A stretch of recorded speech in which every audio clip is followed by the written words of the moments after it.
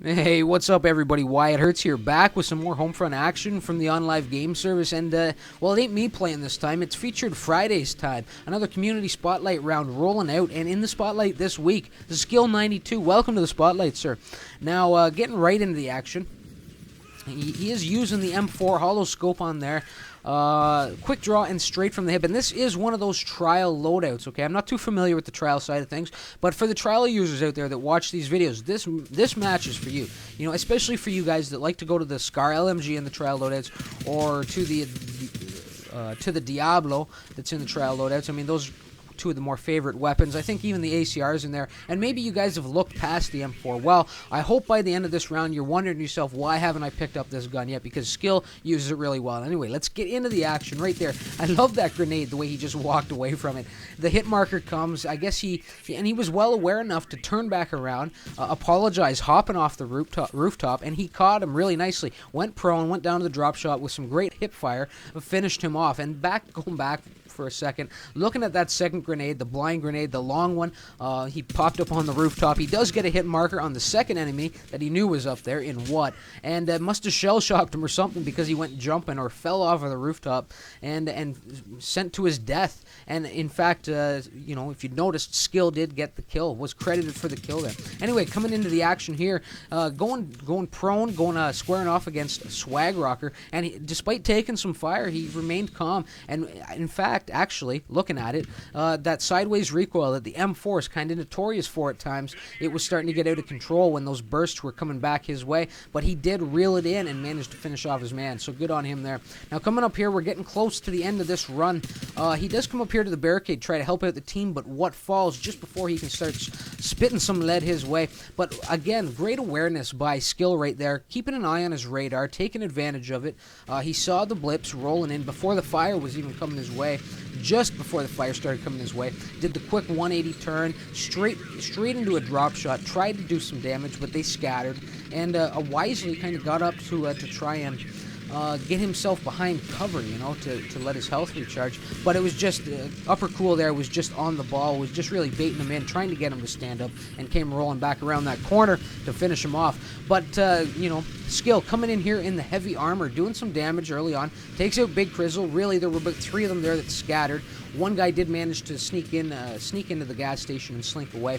And there it is, Apologize, come rolling around the corner. These two button heads, armor flying off the tank as Skills zoomed in and rolling in reverse. And if you notice, without even missing a beat, missing a step, he did scrap that enemy drone, that enemy Wolverine that was rolling on the other side of the camper between the burned out cars. Now right here, like I said, this was a nice little tank battle. The two of them trying to use their cover wisely, but it appears Skill, smelling weakness, smelling impending doom for Apologize's tank, does come around the corner and starts putting up some serious fire, chases him right into the armor, in fact, before finishing him off. And getting a kill there, following it up with a kill on Swag Rocker and slamming Matic to death there with a tank shell. What I didn't like about this was that he left the tank there. A bad play, a big mistake.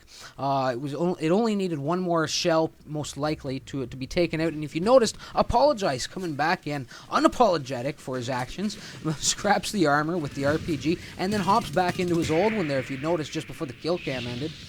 Oh, and it really did come back to cost him that he left that tank there, because it will bring in 300 BP, even if it's not occupied during when you destroy it, you know. So you have to scrap those enemy vehicles when they're that weak. Take the moment and finish it off, because right now he's sitting with 1180 BP. He obviously wants a new tank in, only needs 20 more BP for it. Would have had plenty with that extra 300, and it did cost him. He got put down really quickly there after being flashed. But coming right back in here, and a great fire here with this M4 at that range, firing it really well like a pro, very skillfully.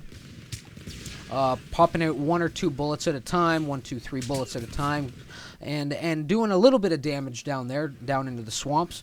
I think he got 1 kill out of it at least, and it was enough. It was enough to allow him. I think he got a kill and an assist, in fact. But it was enough for him to get enough BP to come back in the armor, which is what he obviously had wanted to do. Now, we're coming down the final stretch here, 75 to 65 right now. It is a pretty close game. a pretty close game, and really everything that Skill did, it was needed. He does finish third, only bested in the end by two big heavyweights, two big heavy hitters on Homefront on live, in both Tekken and Eeyore, who are both on his team right now. So really, Skill's performance was required. It was needed. Although he does post some good numbers, a great KDR at the end, and it does end up turning out to be a pretty close round. But just coming, like I said, down the final stretch, Skill running the tank down the backstretch there, getting a couple kills, but missing that one, kind of rushing it, as we all do that from time to time when we see a target getting ready to run in behind cover. Occasionally we'll rush it, and that was the case there. But right there, Cool Cat, I don't know what he was thinking. Maybe he was running up to the side of the tank to carve his initials into the armor or something. I don't really know, but he got sent airborne, Skill sending him to heaven before you send him to hell, as I like to say. And coming around here onto the main road, you see what just stuck in no man's land in this tank. Between Skill putting up some fire, he did get the assist. He put some fire up on his rear end there. Both Eeyore and Tekken are circling in Apaches right now. You had Plumfly right there in his LAV, and a whole squad of friendly infantry, and everybody really focused on what's tank there. So he was just stuck in the wrong place at the wrong time, and got scrapped. But anyway, like I said, a pretty close round when it was all said and done. 10,000 to 7,700, respectable from both sides there. But really, when Tekken and Eeyore are on the same team, it can be pretty tough. It's an overwhelming force, and when you have a third guy like Skill coming in there, posting the numbers that he did with an 18-4, then really, defeat is often imminent. So look at that, 18-4. Like I said, that's a spectacular KDR. What is that? A 4.5 to 1 KDR. And let's mention the two big names on this side: Tekken 24-6 and Eeyore 22-3. Some great rounds from them as well. Now let's get into the kit. You saw him using the trial loadout for the M4, but however, even with those half-hour trials, you do get a little bit of time to unlock a couple things for it and make a couple adjustments. Now, although he was using, like I said, the M4 with the hollow scope, the kind of that standard trial loadout, with the hollow scope, quick draw and straight from the hip, he is recommending a slightly modified version of that. So it is the M4. He would recommend it with a silencer on there, and rather than have the quick draw, he wants the tactical reload in there with the straight from the hip, and I can't argue with that. That's with the M4 with straight from the hip on there, it is such a great runner gunner weapon. It's so fires so well from the hip, especially if you put the silencer on there. It increases your stability that much more. So having the tac reload in there is much more valuable in that kind of loadout. Being able to swap a new clip in and out when you're taking fire that much faster will certainly be a more benefit than having the quick draw in there. So that's what he's swapped out. Basically, the silencer for the hollow scope and the tac reload for the quick draw. He still has the flashes and the RPGs in there, which I think comes standard with the trial loadout. He's recommending it because of the fast rate of fire that it has, and because it's just great for Russian for that fact. And in fact, like I said, the kit that he set up and recommended is great for runner gunner play for Russian. So there's the recommended kit, and that goes out to you trial users, you guys that hopefully you give this gun a shot. Like I said, it's one of my favorites, and I recommend it, and Skill's recommending it to y'all here and now. So anyway, with that out of the way, time to move on. I want to thank you, Skill, for getting involved in this and getting up here, putting on a good performance for the viewers out there. And I want to thank all you guys for checking out this vid. Make sure, as I say every week at this time, make sure you're leaving a like and a comment to support the guys that are in these Spotlight videos. Give Skill a little bit of support for his Spotlight by just letting him know what you thought of the round, and certainly thumbing it up, Now, with all that said, really, I'm just going to get right to the danger rating. Right to the danger rating, and you know what, because it's been a long time coming, to be perfectly honest, you guys will not really realize that, but you know what, honestly, Skill, I could not think of a goddamn danger rating for you, man. I don't know what it was. I was drawing blanks. I don't know if I'm just running out of danger ratings. I don't know.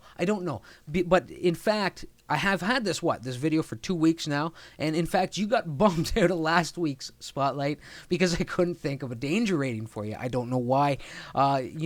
initially I had it planned that you were going to be last week's, Mass was going to be this week's, and I had to bump Mass up at the last second because I was drawing blanks. Like I said, I could not come up with a danger rate, and then all this week, I still couldn't think of anything that seemed reasonable and right. And you know what? I mean, this is Thursday right now. The video is, I'm just doing the commentary now because I had an epiphany. It came to me. I realized what your danger rating was meant to be this entire time. It was 2 weeks in the making. So here it is. Skill92. He left me dazed and confused, dangerous. Through all the thinking and trying to figure out what it should be, that was the answer right there.